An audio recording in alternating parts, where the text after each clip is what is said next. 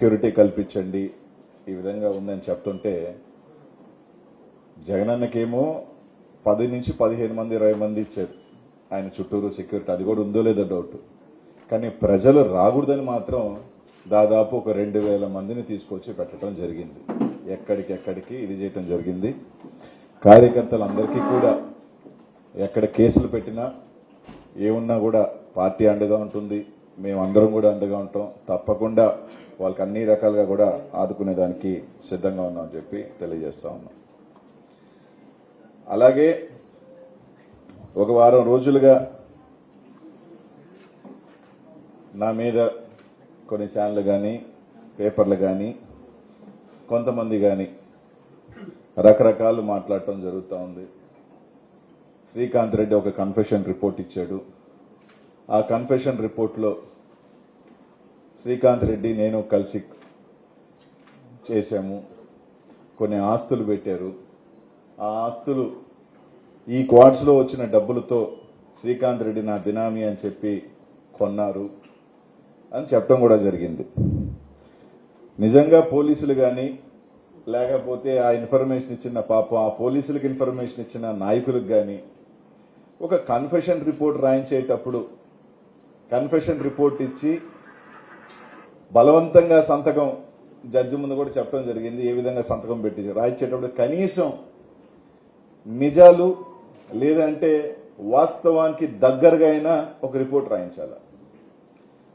సరే మంచో చెడో అందరికీ ఈ జిల్లాలో ఉన్న ప్రతి పార్టీకి తెలుసు, ప్రతి ఒక్కరికి తెలుసు. ఇదే ఛానళ్ళు ఏదైతే ఈ రోజు నా మీద రాస్తా ఉన్న పేపర్లు కానీ ఛానళ్ళు కానీ ఆ రోజు కోడే కూశారు. ఏమని? అనిల్ రెడ్డికి వ్యతిరేకం, అనిల్కి గోవర్ధన్ రెడ్డికి పడట్లేదు, అనిల్కి పలానోళ్ళకి పడట్లేదు, వాళ్ళందరూ ఒక్కటయ్యారు, అనిల్ని ఇది చేస్తారు అది చేస్తారని రాశారు. ఇదే ఛానల్ ఈరోజు నేను కాకాని గోవర్ధన్ రెడ్డి గారు కూర్చోనంట మేము ఒక డీల్ చేసినామంట. ఈ జిల్లాలో అందరికీ తెలుసు అబ్బా. నాకు గోవర్ధన్ అన్నకి సరే అది మంచా చెడ గత 5 సంవత్సరాలు ఉప్పు నిప్పులాగా కనీసం ఆయన గడప కూడా నేను ఆ 5 సంవత్సరాలలో నేను మంత్రి అయిన తర్వాత ఒక్కసారి పోవటం తప్ప ఆ అన్న ఇంటికి కూడా పోలే.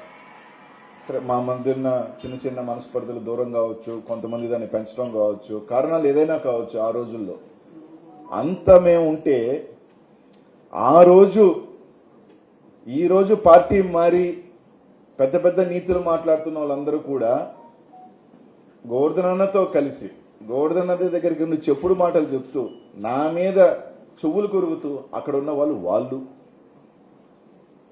అట్లాంటిది ఈరోజు తీసుకొచ్చి నేను గోవర్ధన్ రెడ్డి గారు కలిసి చేశామన్నదే అక్కడే వాళ్ళు పాపం ఎత్తిపోయినారు. ఎందుకంటే ప్రజలందరూ కూడా తెలుసు. రెండోది శ్రీకాంత్ రెడ్డికి సంబంధించిన 3 ఆస్తులు రాశారు. హైదరాబాద్, నాయుడుపేట, గూడూరుకి సంబంధించి నా బినామీ అని రాస్తూనే ఉన్నారు పాపం. ఈ క్వార్ట్స్ డబ్బులు తీసుకుని వచ్చి పెట్టాడంట. సరే 2023 ఆగస్టులో నుంచి క్వార్ట్స్ మొదలు పెట్టారు. 7 నుంచి డబ్బులు అన్నారు. కానీ వాళ్ళు పాపం కనీసం డేటానా సరిగ్గా తెచ్చుకోవాలి. ఆ శ్రీకాంత్ రెడ్డి వాళ్ళు చెప్తున్న నాయుడుపేట ఎప్పుడు రిజిస్టర్ అయింది? 2022 ఆగస్టులో. హైదరాబాద్ చూపించిన వాళ్ళ స్థలం అసలు లేనే లేదు. గూడూరుకు సంబంధించిన స్థలంలో 4 పార్ట్నర్స్ ఉన్నారు. దాంట్లో వాళ్ళందరూ కూడా విజయవాడకు సంబంధించిన ఒక పెద్ద డాక్టరు, ఇంకొక ఆయన 10 సంవత్సరాల నుంచి రియల్ ఎస్టేట్ వ్యాపారం చేస్తున్న ఆయన, వీళ్ళందరూ కలిసి చేశారు. ఇప్పుడు నాకు ఒక డౌట్ ఏంటంటే 23లో మేము డిసెంబర్లోనో ఫిబ్రవరిలోనో ఆగస్టులోనో చెప్తున్నా మేము వ్యాపారం చేసి పెట్టాము. ఇప్పుడు డబ్బులు తీసుకొచ్చి 22లో కొన్నానా? అంటే ఇదేమన్నా అరే 23లో డబ్బులు వచ్చినాయి టైం ట్రావెల్ ఆదిత్య 3 సిగ్నల్ ఒక టైం మిషన్ కి వెనక్కి వెళ్ళి నేను అప్పుడు కొన్నామా? అర్థం కావట్లే. ఇది రాసేటప్పుడైనా కొంచెం ఒక సఖంగా రాయాలిగా. ఒక కథ వెళ్ళేటప్పుడైనా ఆ కథ దగ్గరగా ఉండాలిగా. 23లో వ్యాపారం చేస్తే 22 ఫిబ్రవరిలో కొనటం ఏంటి? అసలు ఎంత విడ్డూరంగా ఉంది. రెండోది ఒకసారి ఆ వీడియో ప్లే చేయండి అబ్బా. నేను 23 అక్టోబర్ 2023 చాలా మందికి తెలుసో లేదో నేను పెట్టాను ప్రెస్ మీట్. ఏమని ఈ విధంగా కొంతమంది తెలుగుదేశం వాళ్ళకి సంబంధించిన వాళ్ళు ఇల్లీగల్ చేస్తున్నారని 23వ తారీఖున 23 అక్టోబర్ నేను పెడితే 23 ఆగస్టు నుంచి నేను చేస్తున్నానని చెప్తారు వీళ్ళు. ఫ్యాక్ట్స్ తెలియకపోతే కనుక్కోండి. లేదు తుమ్మల తరపుల ఆ ప్రాంతానికి వెళ్ళండి. ఆ ప్రాంతంలో గుడి ఎవరు కడతానన్నారు, ఆ గ్రామానికి ఆ జయలక్ష్మి మైన్ ఉన్న దగ్గర రోడ్డు ఎవరు వేస్తానన్నారు, లారీలు తోలుతుంటే అర్ధరాత్రి ఒక అతను లారీలకు అడ్డంగా పడుకుంటే 100కి ఫోన్ చేసి ఆపిన వ్యక్తి ఎవరు? అనిల్ కుమార్ యాదవ్. కాదా ఎన్ని రికార్డ్స్ లో ఉన్నాయి, ఎన్ని రికార్డ్స్ లో లేని కాదు. నేను 23 ఇంకోటి ఇసుక గత 5 సంవత్సరాలలో మన గవర్నమెంట్ లో అన్ని టెండర్ బేస్డ్, స్టేట్ లో ఒక టెండర్ పిలిచి ఒక ఏజెన్సీకి అప్పచెప్పడం జరిగింది.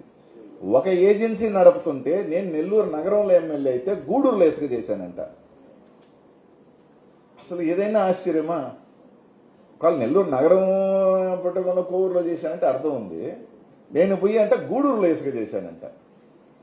అసలు ఇంతకన్నా ఒక కథ అల్లటంలో ఇదే పత్రికలు ఛానల్ ఆ రోజు ఏం చేసినాయి, నాకు గోవర్ధన్ రెడ్డికి పడదు, నాకు గోవర్ధన్ రెడ్డి సెట్ కాదు, ఈ రెడ్డి గారులందరూ అనిల్ కుమార్ యాదవ్కి వ్యతిరేకం, అనిల్ కుమార్ యాదవ్ రెడ్డి గారికి వ్యతిరేకం అని ప్రచారం చేసి ఈ మధ్య ఒక వార్త రాశారు. బయట పడదంట, లోపల ఒకటంట. అనిల్ కుమార్ యాదవ్ ఎప్పుడు ఆ రాజకీయం చేయలే. ఎంత పెద్దోళ్ళైనా సరే గొడవ అంటే గొడవే, యుద్ధం అంటే యుద్ధంలాగే ఉన్నాయి. కాబట్టే నాకు చాలా మందితో చిన్న దగ్గర కూడా ఏంటంటే నా మనస్తత్వానికి పొద్దున అరుచుకొని రాత్రింటికి పోయి మాట్లాడుకునే మనస్తత్వం నాది కాదు. కాబట్టే చాలా మంది కొంతమంది చెవులు కోరికి ఈ రోజు నేను ఈ పరిస్థితి దాన్ని తీసుకువచ్చి కొద్దటం. సరే, చెన్నైలో ఆస్తులు కొన్నాడు, హైదరాబాద్లో ఆస్తులు కొన్నాడు, ఆఫ్రికాలో పెట్టుబడులు పెట్టాడు అని రాశారు. సరే, నేను ఒకటి ఇదే ఛానల్ వాళ్ళందరూ కూడా, లేకపోతే ఈ నాయకులు కానీ సోపాస్ట్ ఎవరైతే ఉన్నారో వాళ్ళందరూ కూడా ఈ ఆస్తులు నాయే, 1,000 కోట్ల ఆస్తి ఉందని, గూడూరులో ఉందని, చెన్నైలో ఉందని, బెంగళూరులో ఉందని, ఆఫ్రికాలో ఉన్నాయని, వ్యాపారాలు ఉన్నాయని చెప్తున్నారు కదా. వాళ్ళందరికీ ఈ పత్రికా విలేకరులు మీ ద్వారా నేను చంద్రబాబు నాయుడు గారికి అడుగుతా ఉన్నా, లేఖ కూడా రాస్తా కావాలంటే. 2028 సెప్టెంబర్లో నేను నా రాజకీయ ప్రవేశం, ఈ గంటకి నేను ఇక్కడ కూర్చొని మాట్లాడుతున్న టైంకి నేను చెప్పేది 2024 గవర్నమెంట్ దిగిపోయిన టైంకి నేను కూడా మాట్లాడలా. ఈ గంటకి నేను మాట్లాడే ఈ క్షణానికి మీరందరూ నమ్ముతున్నారు కాబట్టి, ప్రజలను నమ్మించే ఒక కార్యక్రమం చేస్తున్నారు కాబట్టి, మీ పోలీసుల చేతనో, మీ ఎస్ఐల చేతనో, డిఎస్పీల చేతనో మీరు రాయించేది కాదు. ఒక సిట్టింగ్ జడ్జి ద్వారా నేను 2028లో వచ్చిన రాజకీయానికి ఈ రోజుకి నా ఆస్తుల్లో నేను సంపాదించిన